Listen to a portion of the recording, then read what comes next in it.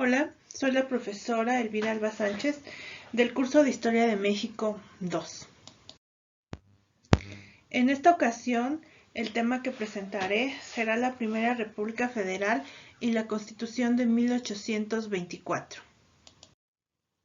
La Primera República Federal fue proclamada el 1 de noviembre de 1823 por el Congreso Constituyente, meses después de que el imperio de Agustín de Iturbide fue disuelto. Oficialmente quedó proclamada el 4 de octubre de 1824 junto con la promulgación de la Constitución Federal de los Estados Unidos Mexicanos. ¿Pero qué es una república federal? Es una organización política que se caracteriza por tener un Estado dividido en un poder ejecutivo, judicial y legislativo, división que se expresa en una administración central y en una pluralidad de administraciones locales, es decir, cada estado va a tener su propio gobernador y a su vez una constitución interna. ¿Quién fue el primer presidente de la República Federal? Aquí tenemos una imagen, fue Guadalupe Victoria. Él nació en Durango en 1876 y murió en 1843 en Veracruz. Su nombre real fue Miguel Ramón Adauto Fernández y Félix. Se unió a la lucha de la independencia con Miguel Hidalgo, aunque también fue parte del ejército de José María Morelos y Pavón, donde ascendió a general.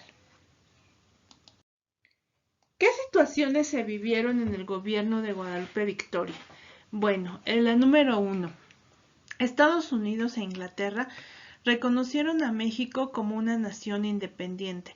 En esa época del siglo XIX era muy importante que otras naciones y sobre todo vecinos y países importantes, en este caso como Estados Unidos e Inglaterra, reconocieran la independencia de nuestro país.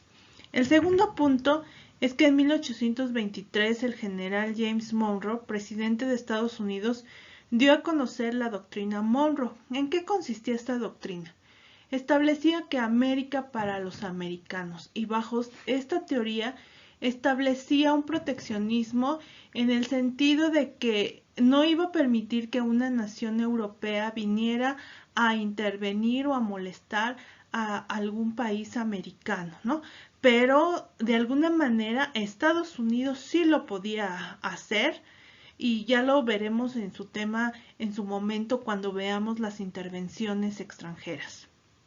El tercer punto es que Guadalupe Victoria decretó la expulsión de los españoles. El cuarto, el país quedó dividido en dos posturas políticas, liberales y conservadores, o bien federalistas y centralistas. De esto vamos a hablar un poquito más adelante. El siguiente, Guadalupe Victoria, asumió el cargo desde el 10 de octubre de 1824 hasta 1829. Y en 1828 se presentaron las candidaturas para la presidencia de la República. Iban a contender Vicente Guerrero y Manuel Pedraza.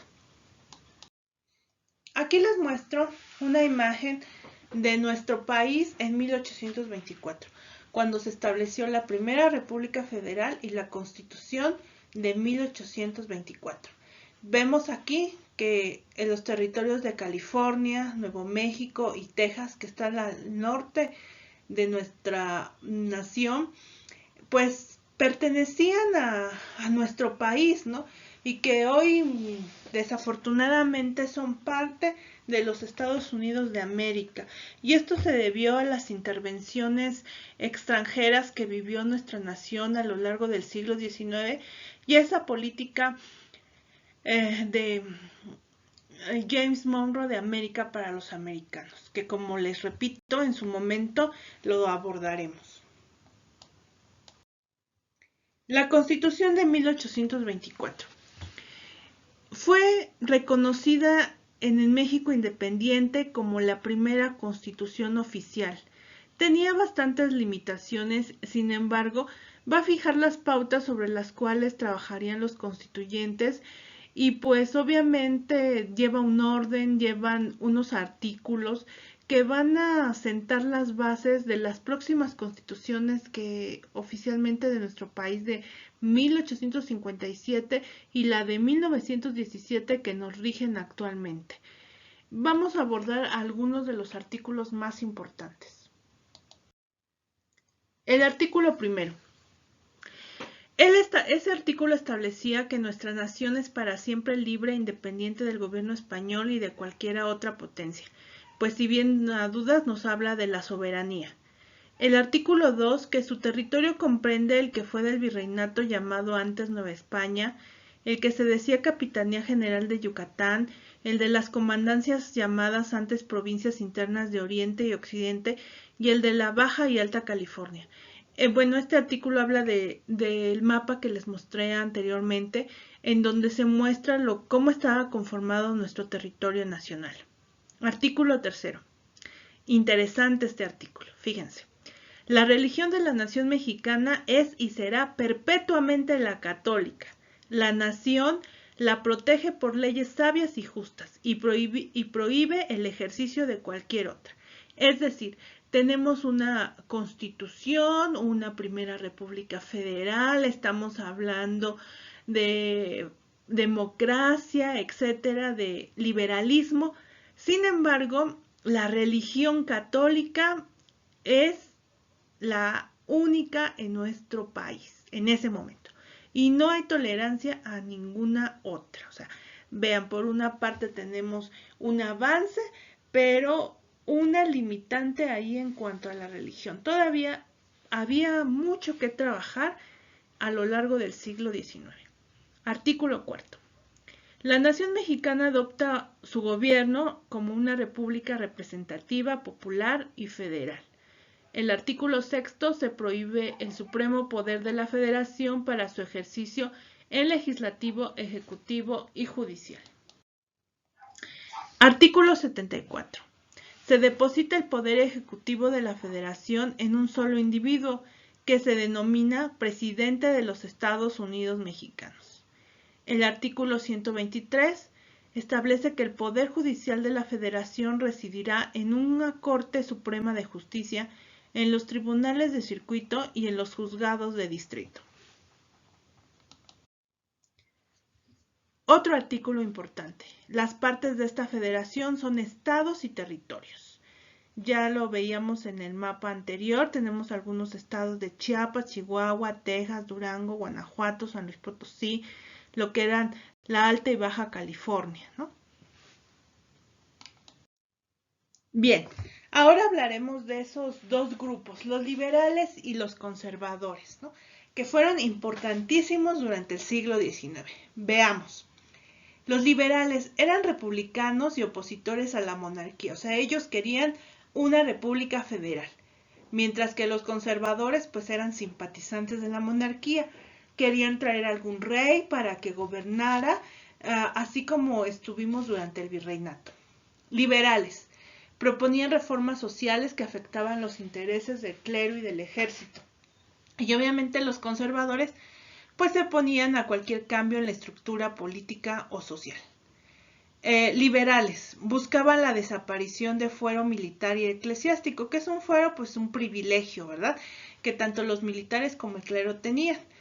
Mientras que los conservadores pues obviamente defendían sus privilegios y se oponían también a la libertad de culto, aunque también vemos que los liberales, pues en la misma Constitución de 1824 establecieron que la única religión reconocida en nuestra nación pues era la católica, ¿no?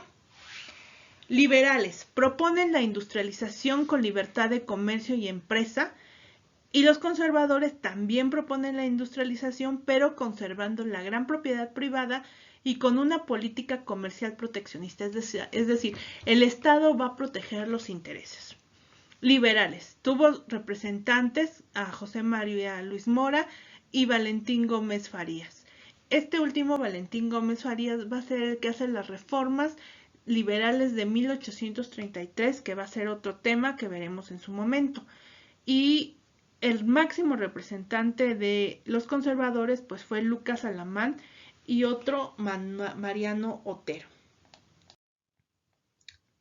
Vamos a hablar brevemente de quién fue José María Luis Mora. Él luchó por la separación entre la educación y el clero, es decir, la separación iglesia-estado, ¿no? Y por el acceso universal a la enseñanza, es decir, que se separara, como les mencioné, la iglesia y el Estado. Se le considera como el fundador del liberalismo mexicano y publicó un libro titulado México y sus revoluciones en 1836, en la plena guerra con Texas, ¿no? Entonces, el hecho de que hoy día tengamos nosotros una educación laica, es decir, sin la intervención de la iglesia, y que yo como docente, independientemente de mi formación religiosa, esté al frente de un salón, pues sí, es básicamente gracias al pensamiento y a las formas de estos liberales que durante el siglo XIX y parte del siglo XX pues lucharon y defendieron sus posturas. Bien, ahora un representante de los conservadores, Lucas Alamán, político mexicano defensor del conservadurismo que dedicó grandes esfuerzos al progreso económico y cultural, impulsor de la industrialización de nuestro país. Para Alamán la base de la igualdad política y social del individuo era la enseñanza. Sin instrucción no había libertad, y cuanto más difundida esté aquella, tanto más sólida se hallará esta. Era su lema. Pues bien, chicos, les agradezco su atención en este tema y próximamente nos veremos. Gracias.